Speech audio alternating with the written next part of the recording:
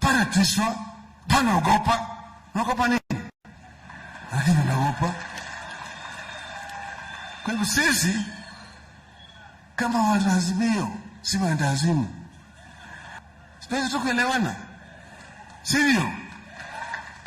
Huyo bwana seneta ananiambia mimi ati yeye anakuwa na sava. Si nani anatuma yake kile sava? Yeye ananijua mimi.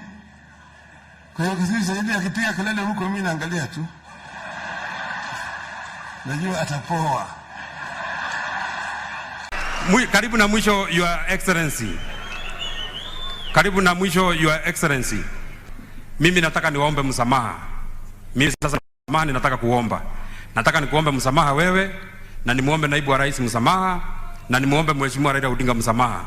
Tunataka kuomba msamaha, mimi mwenyewe niombe msamaha sana. Munisamehe sana kwa sababu nimesikia iko kitu mmekuwa mkitafuta huko Nairobi, na hiyo kitu mmekuwa mkitafuta Nairobi mimi ndio niko naye.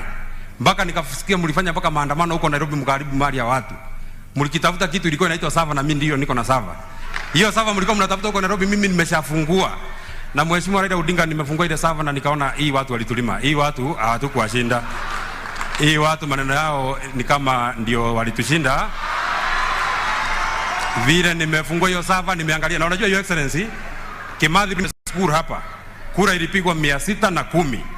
Mheshimiwa William Ruto akapata kura 588. Ule mwingine alikuwa anaitwa Wajakoya akapata kura 1. Yule mwingine alikuwa anaitwa Mwaure akapata kura 3. Kura 7 ikaharibika.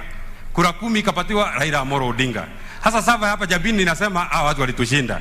Kwa hivyo ile kitu tunazofanya mzuri ni kuachia nafasi waendeleze. Ile kitu mimi nataka niseme baba Raila Odinga kwa sababu watu walitulima ile ya 2022 na vile nimepima kabisa ni kama hiyo tumemaliza. Wacha tujipange na ile ya 2032 kwa sababu hii watu vile wamekaa hawawezi waachilia hii ya 2027. Hii hawawezi waacha panga ile ya 2032. Na tena vile pia naona Gachagua ameanza kujipanga tena ya 2032 inaharibika pia. Sijui tujipange na ile ya 2042. Na tena na Medhu ameanza kuja tena ya 2042 inaweza kuwa maneno ngumu. Kwa hivyo mimi nasema kwa heshima kubwa tuwapatie nafasi viongozi wetu wafanye kazi.